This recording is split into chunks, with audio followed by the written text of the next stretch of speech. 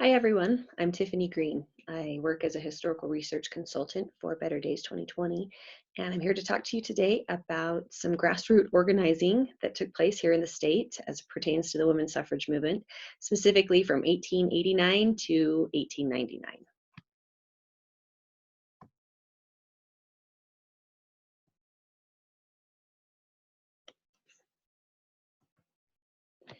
To make sure we're all on the same page historically as we start our conversation story today, we're going to have a pop quiz. Don't panic. There's not prizes if you get all of them right. There's not punishments if you get none of them right. It's just to make sure to kind of tell the story in a quick and fun way. Name for me a suffragist in the United States. Chances are high you thought of Susan B. Anthony, right?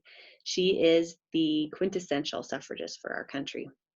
She didn't live in Utah, but she definitely had some really meaningful relationships with Utah women as a result of Utah women's participation in the national suffrage movement. Pretty sure everyone got that first question right.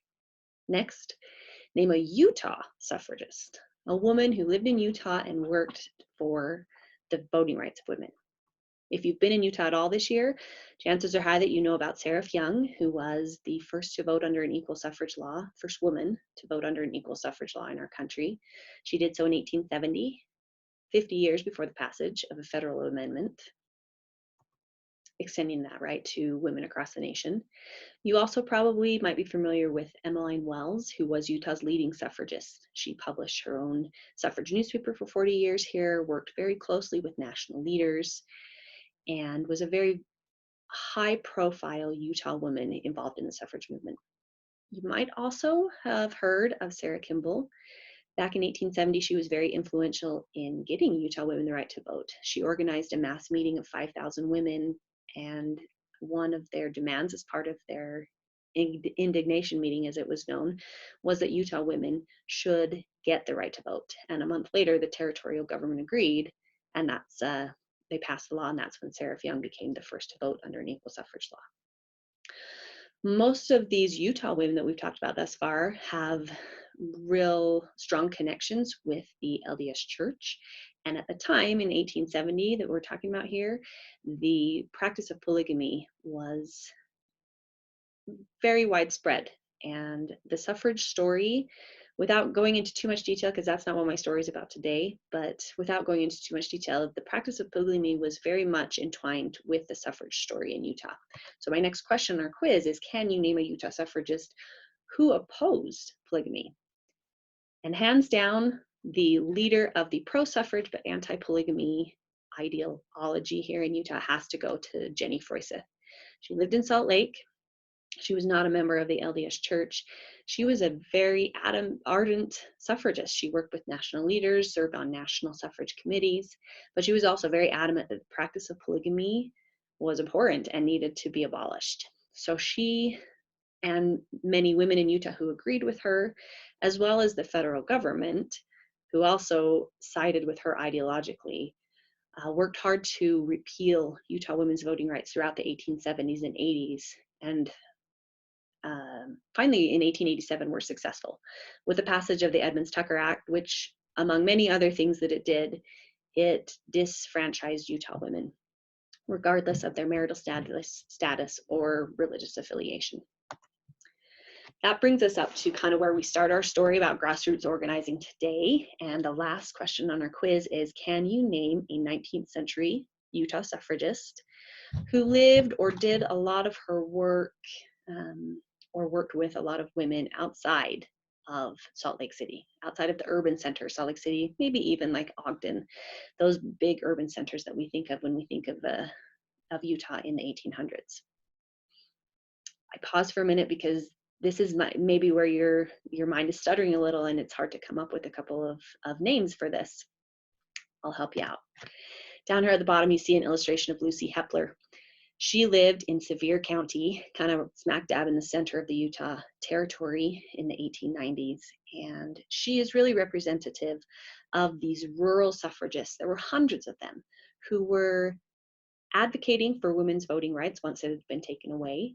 And they organized and led suffrage groups around the territory throughout the 1890s.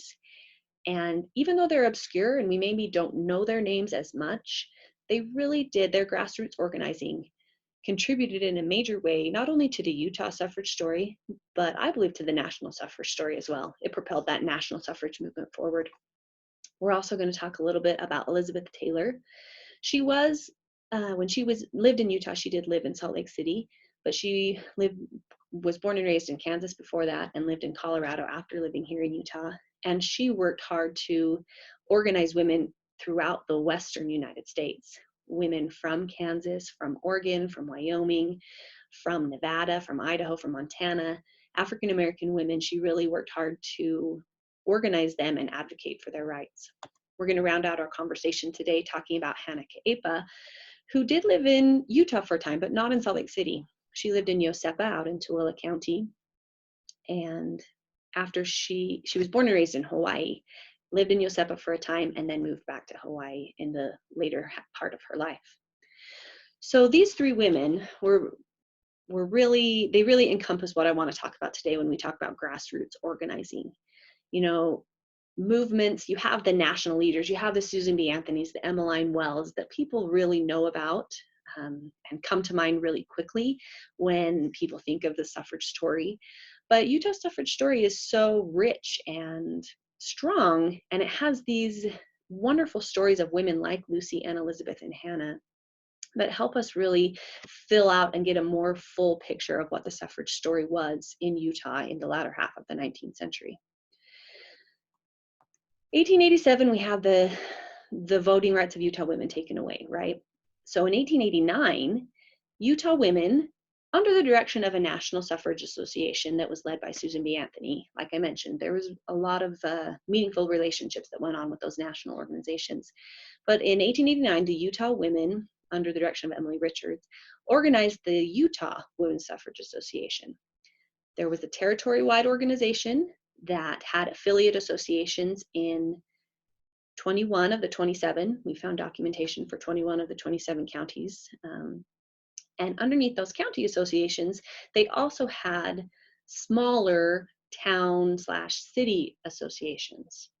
There were hundreds of women who joined these groups, these suffrage groups. They paid annual dues to their county and territory and national organizations. These artifacts I'm showing here, we have a Salt Lake County membership ticket. We also have a Sevier County certificate of membership. And these women, when they would get together for these suffrage meetings, they would open with song and prayer. You can see the cover of the Women's Suffrage Songbook there. They would sing songs that talked about regaining the right to vote and how precious it was when they could vote and how adamant they were that that right get reinstated. They would meet together pretty regularly. Most commonly, it was once a month. In some places throughout the territory, you find that they met more often. And depending on the time of year, they maybe didn't meet quite as regularly, but once a month was the usual time that they would meet. We have found documentation, I mean, not us, Better Day specifically, but there is documentation generally in scholarship of, like I said, in 21 of the 27 counties, that there's 29 counties now, but in 1895, there was 27 counties. And we have documentation of women's suffrage associations in 21 of these places. You can see kind of in the south central area there that we don't have documentation, and then again in Tooele Valley. But as you'll see in a couple of minutes as we share more about this story in Utah, it's pretty clear that there was suffrage activity happening all over the state, regardless of whether or not documentation still exists that they had these official groups.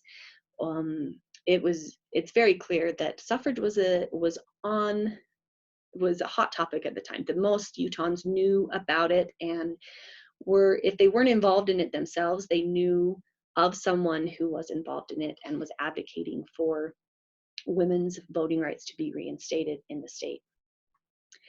Like I mentioned before, Lucy Hepler really represents a very large group of women who worked for the right to vote in the 1890s. She wasn't born here in Utah, but she immigrated here in the 1870s and lived in a little town called Glenwood, which is just outside of Richfield in Sevier County.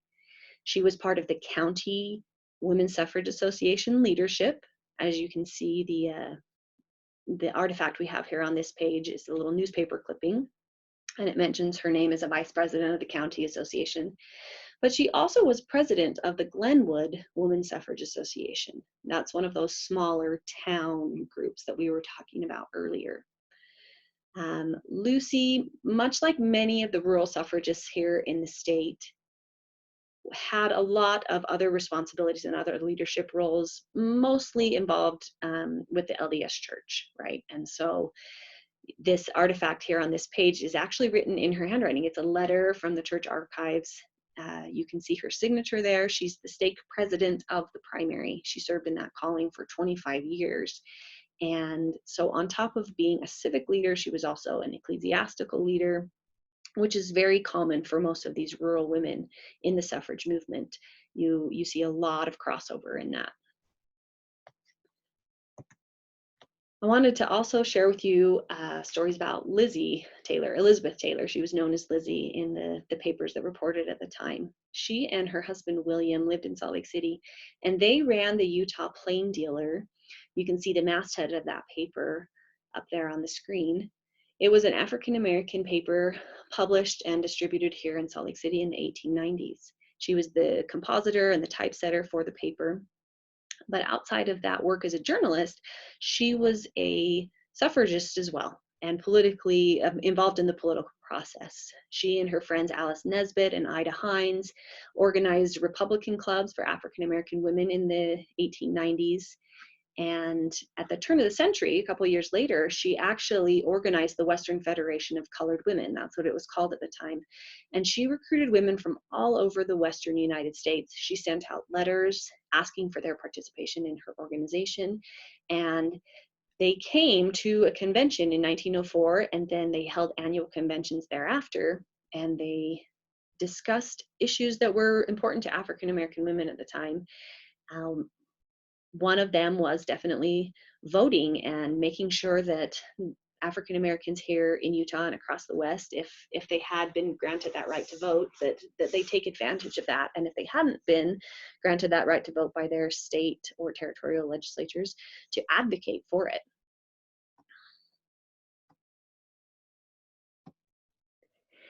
As part of her federation, she also published a newspaper called the Western Women's Advocate that was distributed to members of her federation. So additionally, once her husband passed away in 1907, she ran the Utah Plain Dealer by herself for a few years before she moved out of the state into Colorado.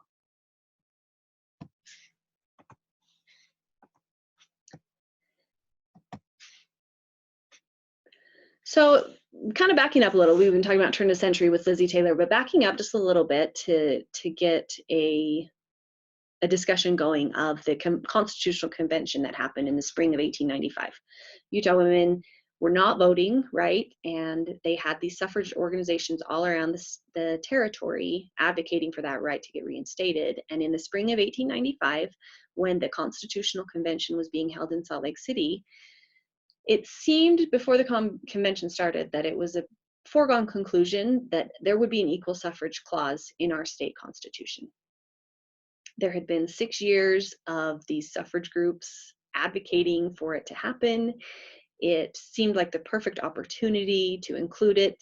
The suffragists here in Utah took the advice of Susan B. Anthony to heart when she said, you have to make sure that the suffrage gets in the Constitution to begin with. It's so much harder to add an amendment afterwards. Don't accept that it should be added later on, that we'll worry about suffrage once we're a state. Make sure it gets in there to begin with. So as the convention started, that was kind of the mindset. Everyone thought that was going to happen. But B.H. Roberts kind of threw a wrench in that once the convention got underway and said, well, we maybe need to backpedal away from this equal suffrage clause because it's going to endanger our chance at statehood. This was their 7th time applying for statehood, and there were some who were fearful that having this equal suffrage clause, because at this time, only Wyoming and Colorado women had voting rights. It was not a prevalent thing across the nation. So these people in Utah were afraid that having an equal suffrage clause would damage their chances of getting it passed through the federal government.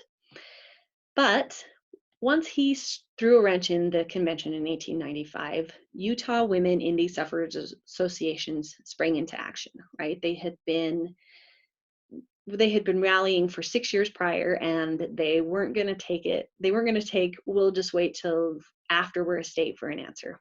And petitions poured in to this convention in the spring of 1895 from all around the territory. These little purple scrolls you can see represent counties that sent in petitions. Not all of them were strictly women signing them, but there were many, many women who did. And some of the petitions were even turned in under, women turned them in. They had their names attached to these petitions. And like in our map previous, where we talked about the suffrage associations, as you can see these purple things here, it kind of gets filled in, that south central part that I was talking about before, where we don't have documentation of their suffrage associations. People were sending pro-suffrage petitions from these areas in 1895, and also you can see up in Tooele as well.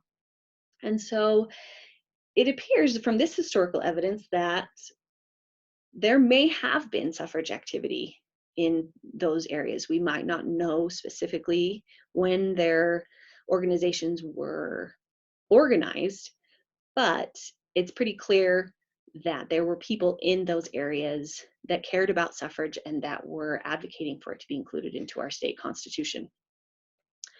Back and forth, there were also petitions sent for people opposing the equal suffrage clause in the Constitution, but eventually it was victorious. And our state constitution to this day still reads in the section on elections and rights of suffrage, the rights of citizens of the state of Utah to vote and hold office shall not be denied on account of sex. Both male and female citizens of this state shall enjoy equally all civil, political, and religious rights and privileges.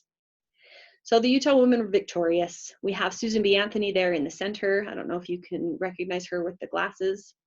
She came out to Utah in 1895, congratulated the women of Utah for getting that constitution, that equal suffrage clause in their constitution. And it's important that we add this picture of Lucy Hepler, who we talked about earlier, because her family history states that she met Susan B. Anthony, and she was in Salt Lake. The historical record shows that she was in Salt Lake in the spring of 1895. So she was at this convention, this meeting where Utah women were meeting Susan B. Anthony, and she, and I'm sure many other rural suffragists, had the chance to finally meet a national leader. As part of our now that we were a state and women citizens had the right to vote, I should mention for sure that the term citizens really is a key word in that equal suffrage clause. While it's not specifically part of what we're talking about today, it does bear mentioning that there were large groups of women who lived in Utah in 1870, in 1895, even in 1920, who were not allowed to vote because that term citizen did not apply to them. Either they weren't considered citizens, they were not allowed to apply for citizenship. We have Indigenous women from the Shoshone and Paiute and Goshute and Ute and Navajo women, as well as immigrants from Asian countries who were not part of this voting block of women as we are talking about it today. With 1896, we're now a state. We not only, Utah female citizens, have the right to vote reinstated, but they also have the ability to run for political office. Here are pictures of 3 Utah women who were successful in the first election. The 2, Sarah Anderson and Ureth Labarth, they're there on the right. And then we have Martha Hughes Cannon, who's on the far left. She was in the Senate, they were in the House. And later on, Alice Merrill Horn also joined the House of Representatives and worked very closely with Martha Hughes Cannon to get legislation passed as pertaining to the health and safety, as well as the education and the arts here in our state. If you've kind of like with Sarah Young earlier, as we were talking, if you've been in Utah at all this year, you've probably heard quite a bit about Martha Hughes Cannon. She was known as Maddie, and she was a doctor as well as a very talented political speaker, and public speaker. And this picture shows her with the other senators here in the state at the end of the 1890s. To round out our conversation today, I just wanted to end with talking about Hannah Ka'epa. Like I mentioned before, she was born and raised in Hawaii and moved to Yosepa, Utah, which is in Tooele County, in the 1890s. There is a lot of political turmoil in the Hawaiian Islands, then known as the Sandwich Islands, in the 1890s, and Hannah raised her voice and used her influence to advocate for the voting rights of Hawaiian women, even though she wasn't at the time living in Hawaii. And in 1899, as we close out the 19th century, you can see in this picture here, these are all of the delegates from Utah who attended a National Council of Women in Washington, D.C. She's there in that collage of women. She's there on the bottom right. And she met national suffrage leaders, Susan B. Anthony and Anna Howard Shaw. She gave them flowered leis as part of this meeting that she went to and spoke at. She also met with the former Queen of Hawaii at the time and made sure that people were understanding that the rights of Hawaiian women to vote were also being discriminated against. And she wanted to make sure that there was a voice heard for those equal rights as well. It adds such a rich part of the suffrage story to hear about Hannah, to hear about Lizzie Taylor, to hear about Lucy Hepler in these parts of Utah and the nation that maybe are not quite as associated with what you would think what Utah's suffrage story was. But it's their grassroots organizing, talking to their neighbors, talking to their political allies in the city, as well as organizing women to vote and to hold office if they could, after 1896, to make sure that the rights of women were addressed and the needs of women were addressed in the political sphere. So I hope you've enjoyed our conversation today. As always, get involved with Better Days. We're on social media mostly these days is the best way to find us. We're not doing a whole lot of in-person sharing currently. But yeah, if you have any questions, send them to info@betterdays2020.org, and there's some of our websites that you can follow.